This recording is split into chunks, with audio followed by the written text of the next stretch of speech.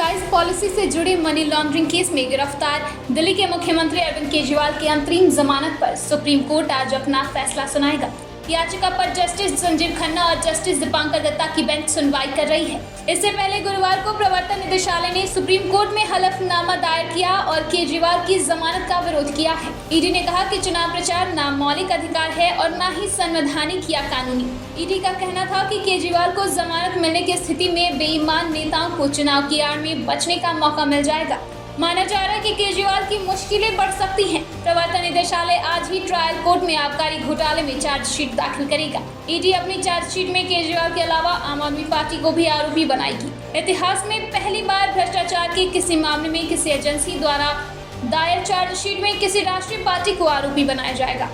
सूत्रों का कहना है कि सुप्रीम कोर्ट की सुनवाई के बाद ईडी ट्रायल कोर्ट में चार्जशीट दाखिल करेगी।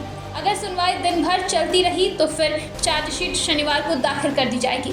गुरुवार को ईडी ने सुप्रीम कोर्ट में कहा कि अगर केजरीवाल को जमानत दी गई तो इससे गलत परंपरा शुरू हो जाएगी, जबकि अभी जेल से चुनाव लड़ने वाले नेताओं को भी जमानत की अनुमति नहीं दी जाती है। ईडी ने शराब नीति और इससे जुड़े धन शोधन घोटाले में सुप्रीम कोर्ट में हलफनामा दाखिल किया है। केजरीवाल की अंतरिम जमानत के सिलसिले में दाखिल हलफनामे में ईडी ने कहा, चुनाव के लिए प्रचार करने का अधिकार ना तो मौलिक अधिकार है, ना ही संवैधानिक अधिकार और ना ही कानूनी अधिकार। किसी भी राजनेता को चुनाव लड़ने के लिए अंतरिम जमानत नहीं दी गई है, भले ही वो चुनाव लड़ने वाला उम्मीदवार क्यों ना हो। ऐसा आदेश देने से भविष्य के लिए एक नजीर कायम हो जाएगी। आम चुनाव में प्रचार के लिए केजरीवाल को अंतरिम जमानत देने से गलत परंपरा बनेगी। इससे सभी बेईमानी और भ्रष्टाचार के आरोपी राजनेताओं को चुनाव की आड़ में अपराध करने और जांच से बचने का मौका मिलेगा।